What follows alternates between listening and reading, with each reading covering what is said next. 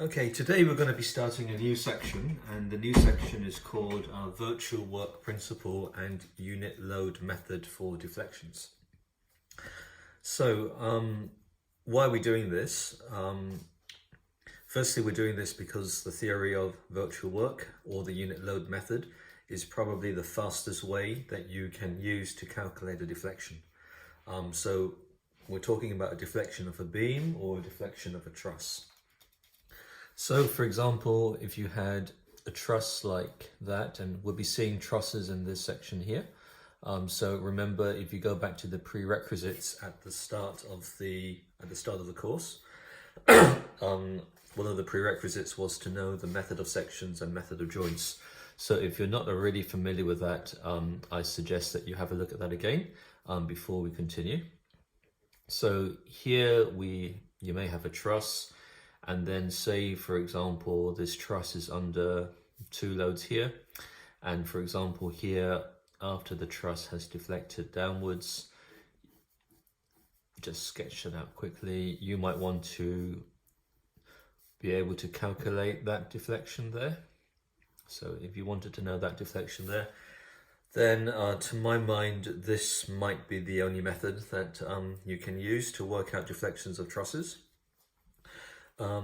If say you had a cantilever like that, and then you stuck a load there right at the end, and we know that the cantilever is going to go around like that, and you know that you want to calculate that deflection, then this method can give you that deflection, or even the equation for the deflection in maybe 2 or 3 lines. So it's a very, very powerful method that we'll be using.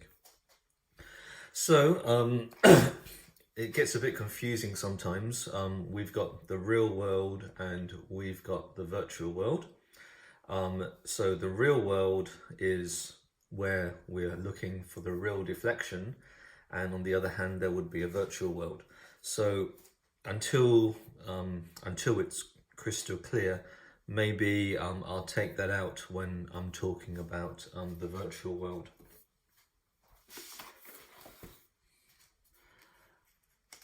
So let's give an example before we get too far. So this here would be simply supported beam, and this simply supported beam, let's for example say that it's under a real load P. So I'll just make it crystal clear that I'll just say real on this side here, because the deflection that's been calculated is a real deflection. So in the real world, so I'll be using that term, there's going to be a real deflection called delta. So on the other hand, and we'll talk about the proof for this later on, there might be a virtual world.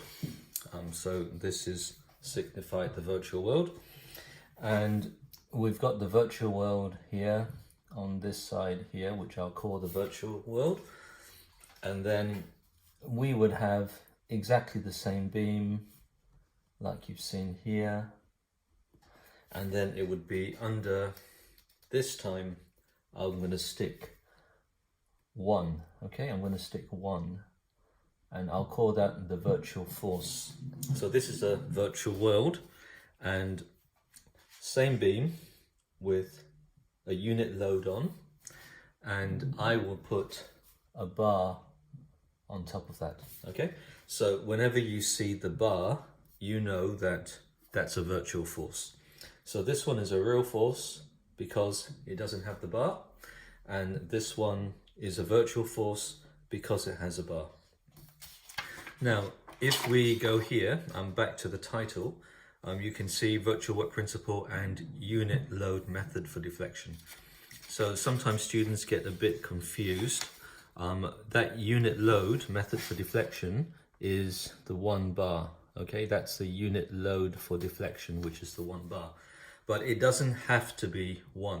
It could be 2, it could be 3, it could be 10. But obviously 1 is a nice number, because if you multiply something by 1, you're going to get the same number. Okay, but just bear in mind that when we go through this in the virtual world, it doesn't have to be 1. It could be 1.1, for example. So and all the numbers will come out in the wash. So don't get confused at this stage here. When you see the unit load method, it's the 1 bar, but that it doesn't have to be a unit load, but it normally is a unit load for the reasons that we've already said. So what do we do in this case here? We'll plot the bending moment diagram to start with. So all of that stuff you've been doing on bending moment diagrams, that is going to come in very, very handily here. So we'll get the bending moment diagram of the real beam.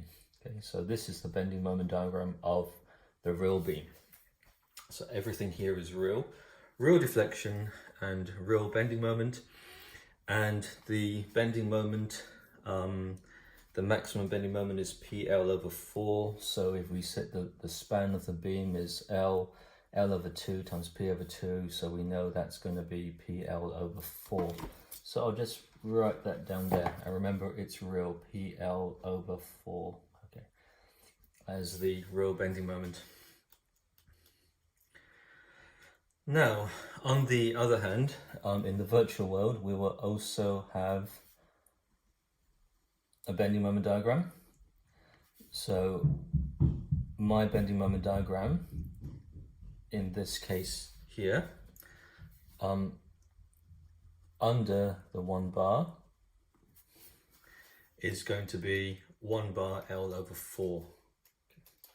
So I'll just make a bit of space there. Okay, so 1 bar L over 4, okay, as the bending moment. So what we'll say is internal virtual work is equal to external virtual work. So I'll write an equation here saying internal virtual work is equal to external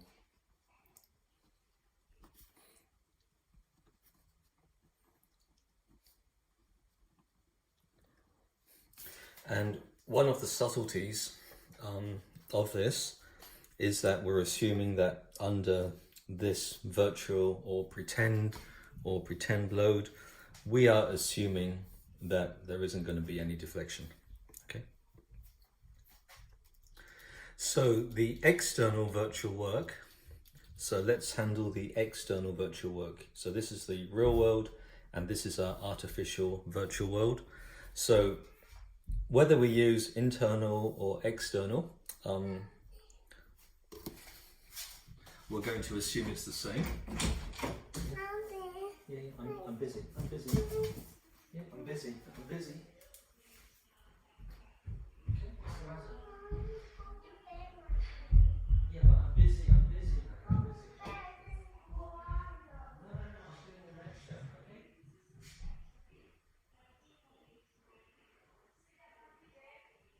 Yes, I'm in the middle of a lecture and I don't have a pause button.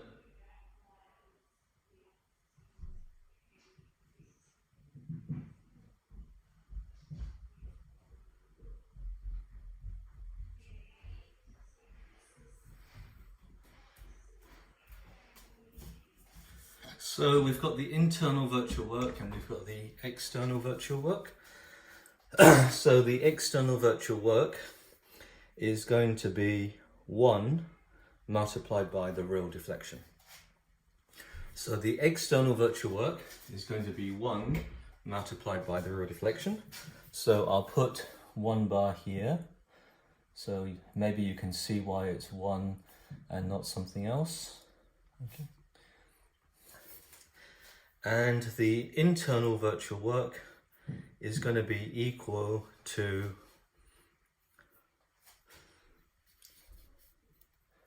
1 over EI of the integral of this bending moment, which is the real bending moment,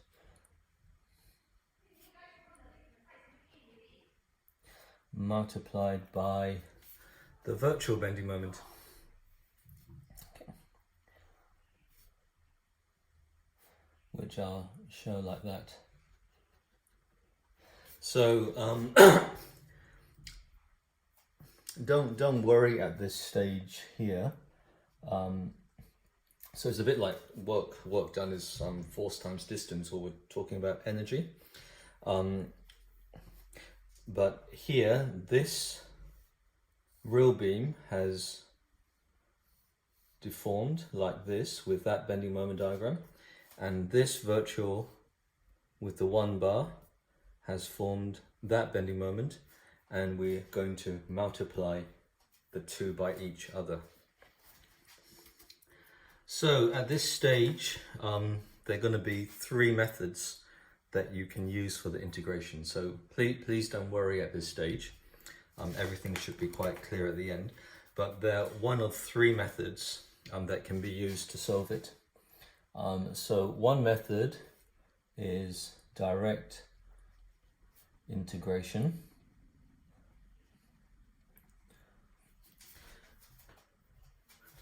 The second method is going to be called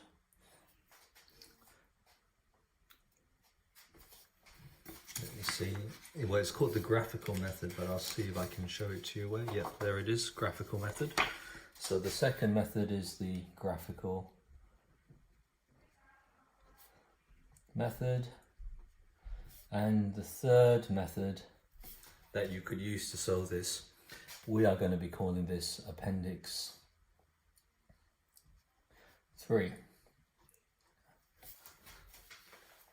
So let's have a look at Appendix 3. So I know that this is just jumping ahead. But let's have a look at Appendix 3.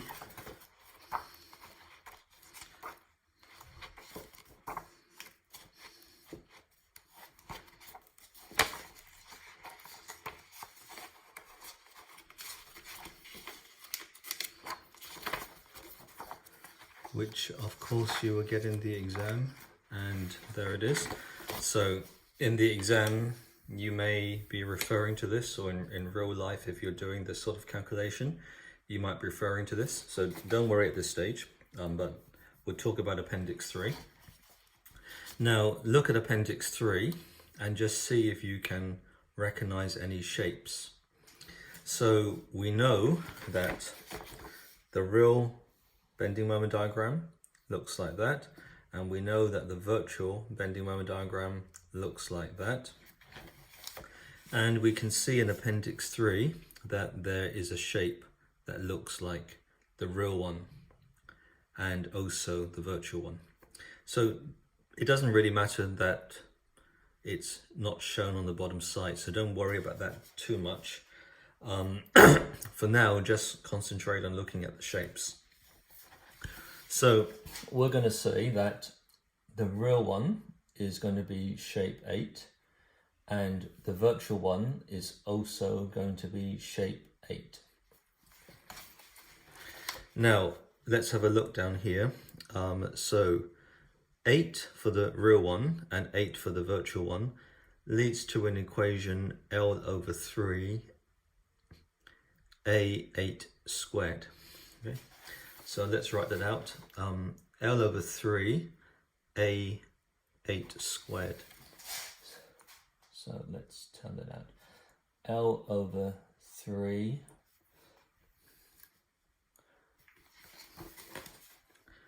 A8 squared.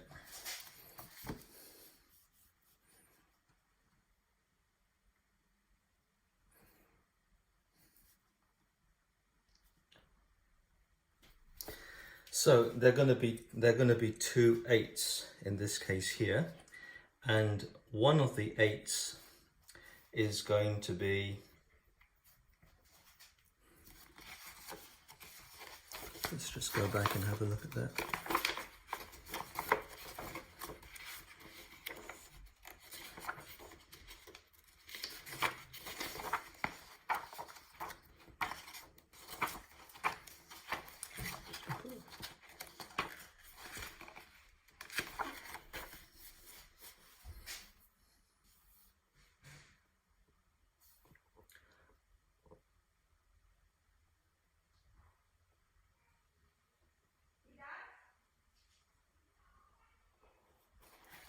So one of the 8s is going to be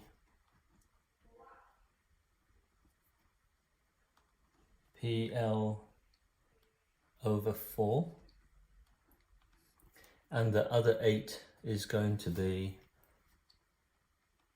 1 bar L over 4. Okay, so the integral is going to be equal to 1 over EI times the integral of these two shapes here, which would be L over 3 PL over 4, 1 bar L over 4, and that must be equal to 1 bar delta.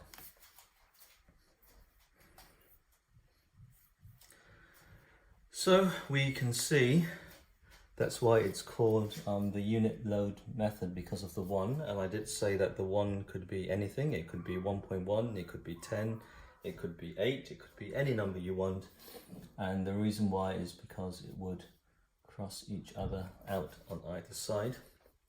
And then we would hopefully get the delta here is going to be equal to PL cubed over EI. 4 times 3 is 12, and 12 times 4 is 48. Okay, so hopefully that's all right, and we've got delta. So that is the way that you will be doing the integration in most cases in the exam, because it's the fastest way.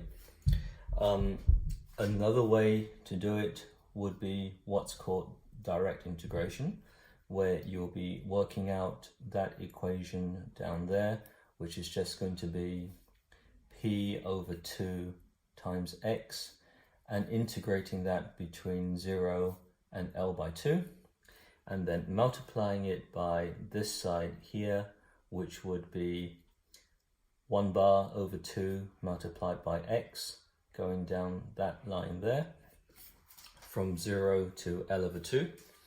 Here we have a discontinuity, but you can see that both sides of the bending moments are the same, so we'll then be multiplying it by 2, and then that will give you the same answer as what we have from this appendix 3. So I'm not expecting you to follow exactly what I've done so far, just by jumping straight to appendix 3, but I'm just trying to show where this is going to go and where you guys would hopefully be after we finish the end of this part of the course. Okay, so you can see virtual work unit load method is quite a quick way to be able to work out deflections of a truss or deflections of a beam under bending. Okay, so now let's have a look at the course notes. And in the course notes, we'll be starting off with direct integration, as I've just described. We'll be talking about this graphical method, and then later on we'll be introducing you to Appendix 3, which is the method that you would probably be using, but I want you to understand some of the limitations of Appendix 3. Just while we're at that, direct integration, you will not get into any problems at all if you do direct integration. So there are some approximations which we'll be talking about in terms of the graphical method or Appendix 3. But if you're concerned, you're not too happy to use these shortcuts, there will be no problem at all using direct integration. Okay, so let's now have a look at the notes. So first of all, everything in the course book has been lifted from Megson, Structural and Stress Analysis by Butterworth, and there are the pages. So these course notes come from this textbook. My opinion is this is probably the best textbook anyway. So some of you may just prefer to go to the textbook rather than engage with the lecture recordings. Some prerequisites, concept of free body diagrams, concept of equilibrium and calculation of support reactions, second moment of area, solving forces using method of sections, method of joints for trusses, stress and strain, and concept of normal and shear stresses. And in addition to Megson, here are some other things that you might want to have a look at. But one of the things is please revise method of sections and method of joints as early as possible, because those will be the first examples that we cover using the virtual work principle and the unit load method for deflections. So let's start off with some text here.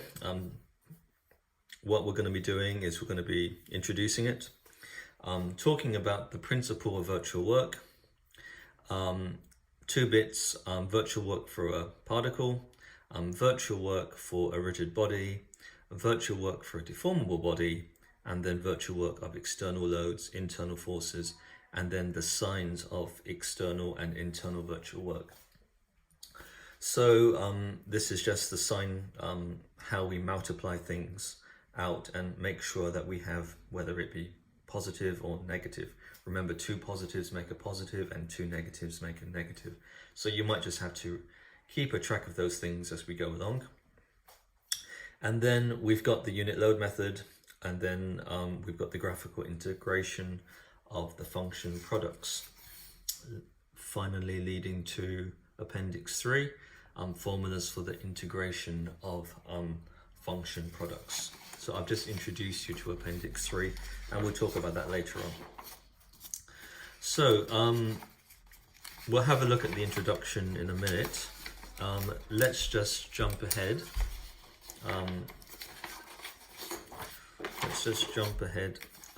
To start with, and I'll just identify what the main equation is. So we see beams, we see trusses, we see bending, we see shear. So you don't really need to get too concerned.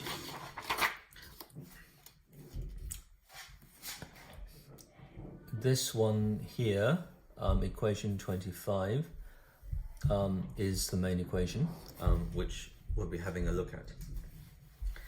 So, as I said, internal virtual work must be equal to external virtual work. Let's go back down here to the example. So I said internal virtual work must be equal to external virtual work, and the internal virtual work is going to be called W, V, int. So that's going to be the notation for the internal virtual work.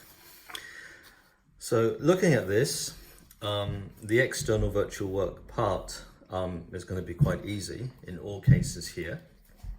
It's going to be the virtual force multiplied by the real deflection. So the external virtual work, which we will call WVEXT, external virtual work, in most cases is going to be 1 times that deflection there. Okay, so that side is quite easy. It's the internal work done. So think of this like energy being stored in a spring or something like that, or energy being stored in the beam when you've stuck some load on it. So this is the main equation here. So here we see axial force, here we see shear force, here we see another shear force, V, here we see bending, here we see bending about another axis, and here we see T, T for torsion. So it's a very general equation here.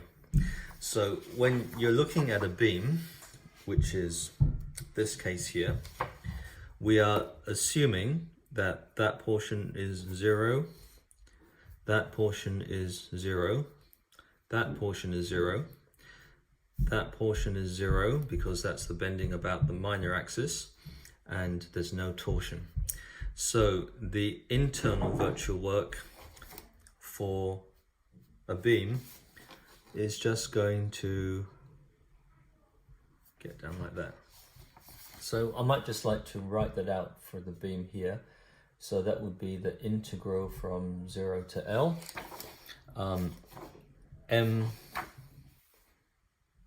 mx as a function of x times m bar x. So you can see I've reversed those to put the bar, so it doesn't really matter, over ei as a function of x. Okay, so I'm saying this is the main equation, but it does look very complicated, but you can extract what you want from it. And for the case of a beam, we're just talking about that equation there. Okay, so what does that mean for the case of a beam? This is the function of the bending moment going from here to here. So clearly that's of length L, and we're starting whatever coordinate system we want from 0 to L. Okay, so we're integrating from 0 to L of the real bending moment multiplied by the virtual bending moment. And just reiterate, for the virtual bending moment, we're using 1 bar. Okay, but we could be using anything. We could be using 2, we could be using 1.1, we could be using 60, any number you want, it doesn't matter because it's going to cancel later on.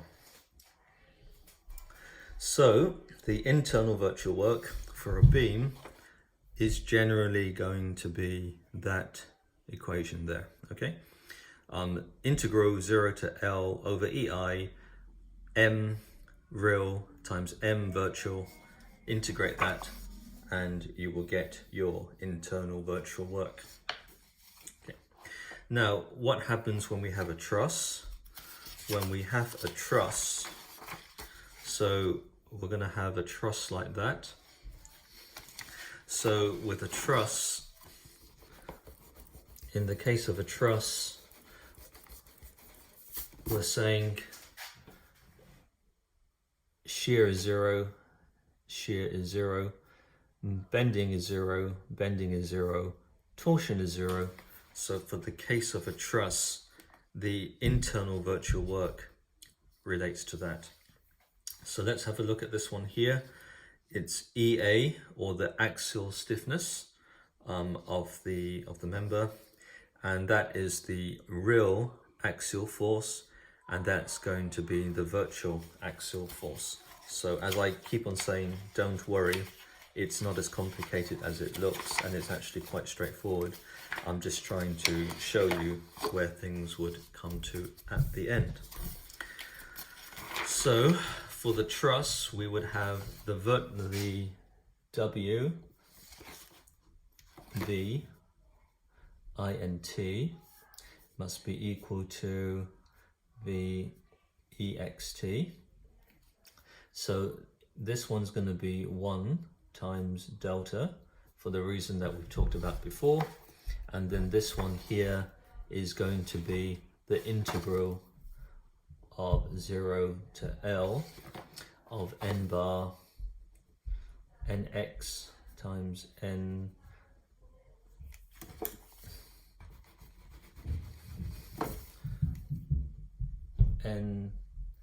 nx, and then I'll put the bar on one of them and divide that by EA.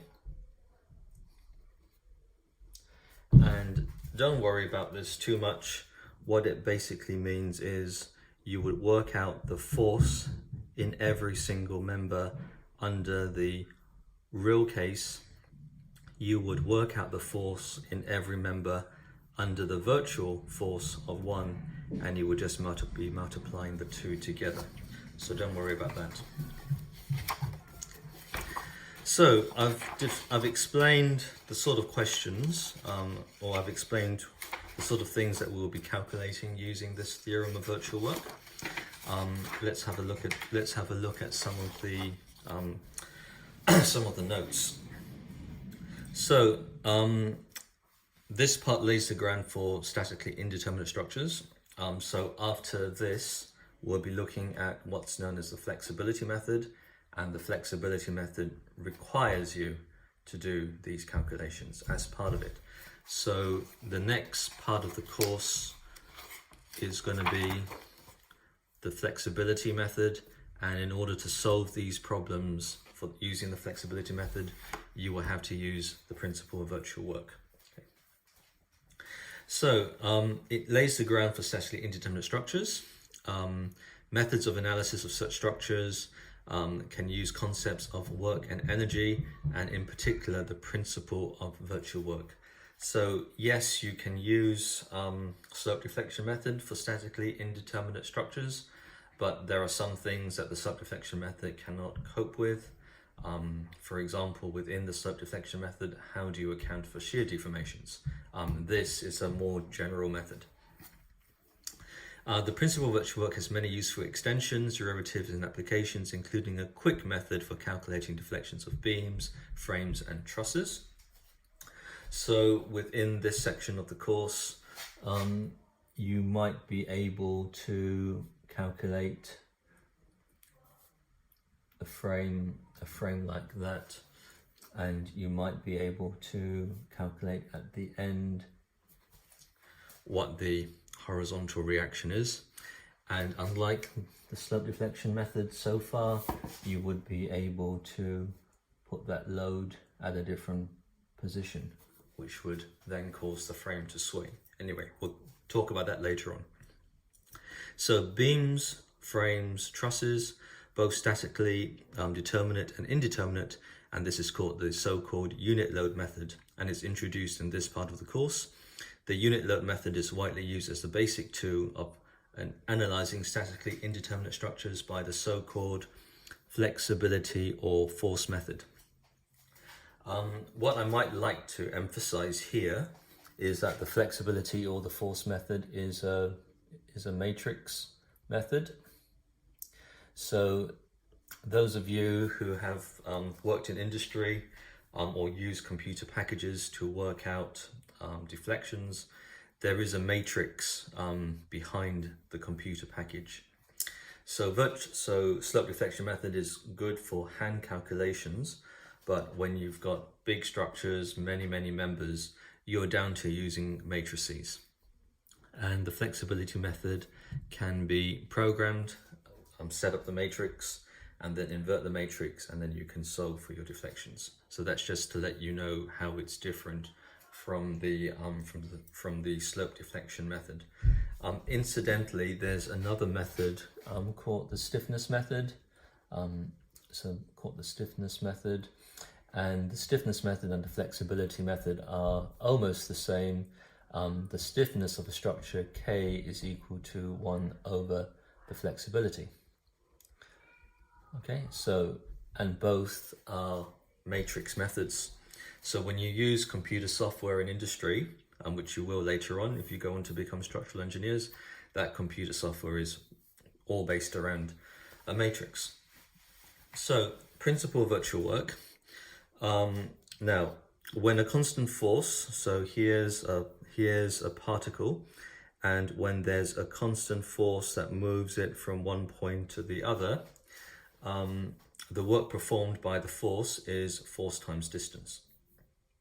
So this just takes into account the fact that the force may not be actually acting in the same direction that the particle is traveling. So you can see the force is being applied there, but the particle may be moving in that direction.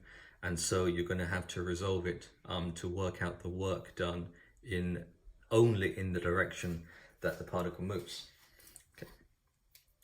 So that deals with a particle. And if you think about the steel beam is obviously made of atoms or particles. So we're going to be talking about these particles to start with, and then working from there to be talking in terms of beams or trusses. Okay, so here we have a particle, and it's quite simple. The work done is the force times distance. Now, for distributed loads or forces, so we're talking about the work done by a force. Okay, so the work done by a force. So the force could be a UDL, or it could be a distributed load. So consider the example shown in figure 2, which happens to be a beam. with the distributed load, and it deflects by a distance Vx. The work done by the small part of the load is shown in the figure. So the work done, the work done can be found by integrating all of the contributions of the particle over the length. So here, this is a particle, and if we then integrated it over the entire beam here, we'll be able to work out the force, or work out the work done, which is shown there just by doing the integrals. So we've dealt with UDL. Let's also talk about moment. So a pure moment or a couple, the work done. So this is all talking about work done. Okay. So internal virtual work is the work done. So we'll be coming onto this equation later on. So the work done for something going under a rotation is the moment multiplied by the rotation. Okay. So hopefully this is all making sense. So now we talk about the principle of virtual work for a particle. So we've got a particle shown here. This particle is within a, you could say this particle is within a real beam. Okay, this particle is within a real beam. And a particle or an atom within a real beam must by definition be under equilibrium by some forces. So now it says let an arbitrary or a virtual imaginary displacement. So this is where the virtual bit comes in. So in our example here, that's the real one. And so we let an imaginary virtual displacement take place. So the principle of virtual work for the particle is if the particle is in equilibrium under these forces and we apply a virtual displacement, then the virtual work done by the forces doing any virtual displacement is zero. So that sort of makes sense because this particle was already in equilibrium and I've now moved it to another location by applying a pretend or a virtual displacement, and the particle is still under equilibrium under the same original forces. So the work done has to be zero. So let's now reverse the situation and consider the particle undergoes real displacements while we apply it to a system of virtual imaginary forces that are in equilibrium. So the virtual work in this case here is the integral of all forces, and that must be equal to zero at the end there. And we can now state a virtual force variant of the principle of virtual work. If a particle is in equilibrium under the action of concurrent virtual forces, then the virtual work done by the forces during any real displacement is also zero. Okay, let's move on. So the principle of virtual work for a rigid body, which is a rigid body is a non-deformable or infinitely stiff body, can be understood as a collection of particles that do not move relative to one another. By applying the principle of the individual particles of a rigid body, the virtual displacement principle of virtual work can be generalized to a rigid body. So what's that saying is that here we have a beam, and let's just assume that the entire beam here is a rigid body. Okay, so we're assuming that the beam is a rigid body. So if the rigid body is in equilibrium under the action of the concurrent forces, then the virtual work done by the forces during any compatible virtual displacement is zero. So in the above direction,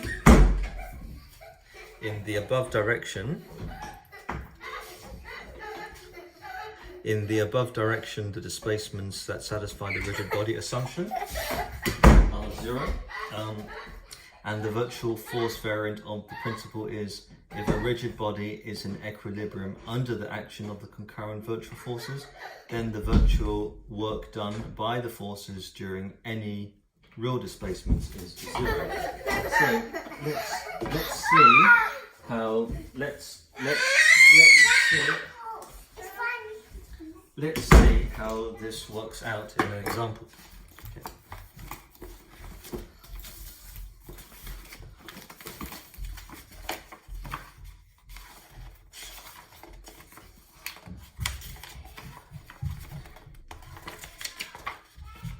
So in the example, I'm going to be saying that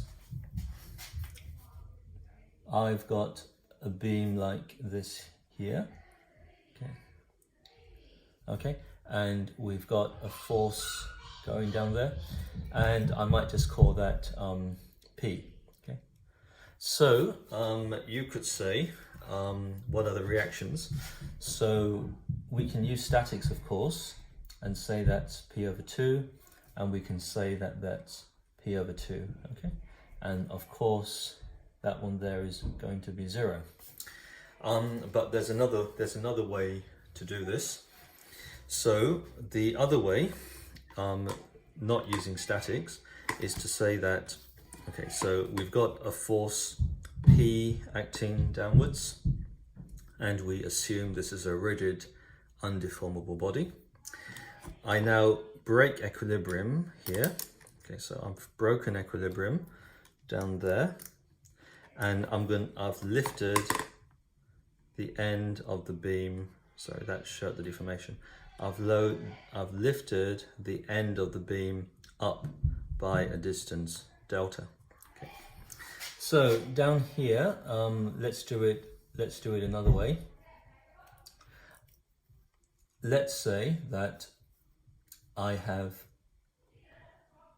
lifted, so this is all based on this being rigid, okay? So this is rigid, it's a particle. So I've applied a displacement delta at the end here, and I have put P there, okay? And I will say that's the reaction at B, okay? So this reaction at B has done some work, and the P has also done some work. So since that's a rigid body, that distance must be delta over 2, okay? And we've got this force here, and that has gone up by a delta, and that is RB. So what do we say? Let's have a look at the work done. So this P has gone up by delta over 2. So work is force times distance, and this has gone RB times delta, okay? And the sum of these must be equal to 0. Okay. So here we have a look at it and say this P is going downwards and this RB is going upwards. So maybe I might want to put a negative sign there so that I can sum the two. And then, or you could assume that the RB was going downwards and they're all in the same direction, and then the answer will come up negative. Okay, but we know that RB is going up anyway. So RB delta is now equal to P delta over 2, and we can see that the deltas cancel each other out, and from that RB is equal to P over 2, which is what we said by statics. Okay, so that's quite a nice proof. or there's quite a nice bit of evidence that the principle of virtual work that we have described does work. Remember, when we used it, we assumed this to be a rigid body. And for those of you who've realized this is, of course, a statically determinate, this is obviously a statically determinate problem. So whether or not there was any movement of the rigid body under the load, that really wouldn't have any effect in terms of how this calculation has come out. Okay, so this is for an undeformable or a rigid body. And later on, we'll be looking at principal virtual work for a deformable body, giving rise to the equations that we described at the start, which would lead us to a very, very quick way of being able to work out deflections for both trusses and beams.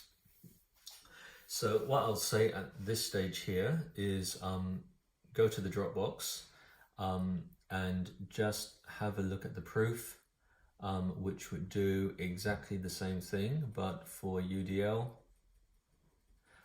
or have a look for exactly the same thing, maybe under an action like there, or a UDL, with a UDL, for example, or with also a point load. So if you go to the Dropbox, it will show you the mathematics that would enable you to work out what the reactions would be. But you can see for single point load is very straightforward. The sum, or the total work done, is 0, and we're adding those two, and from there you can get RB in a different way that you would have just by taking moments around that point. Okay. So we'll stop here for today, and tomorrow we will continue by looking at deformable bodies, leading us to the equation that we saw there. And once we've done that, we'll be looking at the 3 methods of doing the integrals, and after that we'll be moving on to some real problems, like for example a truss.